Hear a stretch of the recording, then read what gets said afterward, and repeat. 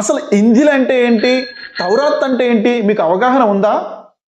మీరు కేవలం మోషే గారికి తౌరాత్ ఇవ్వబడింది, ఇంజిల్ యేసుక్రీస్తు వారికి ఇవ్వబడింది అని మాత్రమే మీరు నమ్ముతున్నారు. కానీ అది కరెక్ట్ కాదు సోదరులారా. మీరు అసలు ఇంజిల్ అంటే ఏంటో తెలుసుకోండి, చదవండి. యేసుక్రీస్తు వారి మాటలు అని చెప్పి మీరు అంటున్నారు కదా, అసలు యేసుక్రీస్తు వారు మరి ఇంజిల్లో ఏం చెప్పారు అని మీరు తెలుసుకోవాలి కదా. మీరు చదవండి. యేసుక్రీస్తు వారు చెప్పిన మాటల్ని, జరిగిన చరిత్రను, మరి శిష్యులైన వారు మరి నలుగురు కూడా, ముఖ్యంగా అందులో ఇద్దరు వ్యక్తులు యేసుక్రీస్తు వారితో పాటు ఉన్నారు, మరొక ఇద్దరు మరి అపోస్తులతో మరి శిష్యులుగా తిరిగిన వారు. కాబట్టి వీరు రాసినదే సువార్తలు అని అంటారు. ఈ 4 సువార్తల్లో ఉన్న విషయాల్ని మరి మీ ఇస్లాం సహోదరులు ఇంజిల్గా నిజంగా గనక భావిస్తే మరి చదవండి. మీరు చదివి మీరు నిర్ణయం తీసుకోవాలి అందులో యేసుక్రీస్తు వారు ఏమని చెప్పారు అని.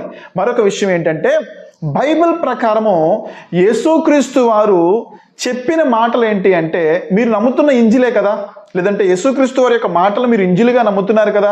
మరి యేసుక్రీస్తు వారు ఏం చెప్తున్నారు అన్న విషయాలు ఎప్పుడైనా గమనించారా మీరు?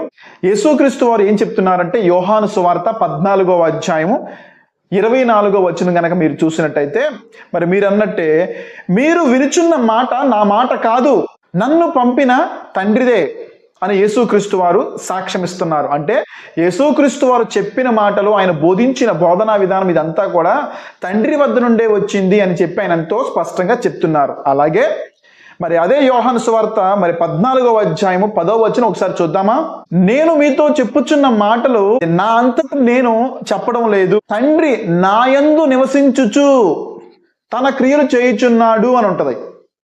యేసుక్రీస్తు వారిలో తండ్రి నివసిస్తున్నారు అంటే, దేవుడు యేసుక్రీస్తు వారిలో నివసిస్తూ మరి ఆయనే మాట్లాడటము జరుగుతుంది, ఆయనే ఆ క్రియలు చేయడం జరుగుతుంది అని యేసుక్రీస్తు వారు సాక్ష్యం ఇచ్చారు. మరి దేవుడే యేసుక్రీస్తు వారిలో ఉండి మాట్లాడుతున్న ఆ మాటలేంటో మీరు ఎప్పుడు చదవలేదా? చదవండి. కేవలం అరాకొర అక్కడక్కడ 2-3 వచనాలు తీసుకొని మీరు మాట్లాడడం అనేది, లేదంటే ముఖ్యంగా దాన్ని మీరు అనుకుంటున్న కోణంలో కేవలం మీకు నచ్చిన మాటలే మీరు తీసుకోవడం అనేది సరైన విధానం కాదు. మీరు నిజంగా సువార్తలను ఇంజిలుగా నమ్మితే పూర్తిగా 4 సువార్తలు మీరు చదవండి. లేదు, యేసుక్రీస్తు వారి మాటలే మేము ప్రామాణికంగా తీసుకుంటాము, ఆయన మాటలు మాత్రమే మీరు ఇంజిలని నమ్ముతారా? చదవండి, కనీసం అవన్నీ చదవండి.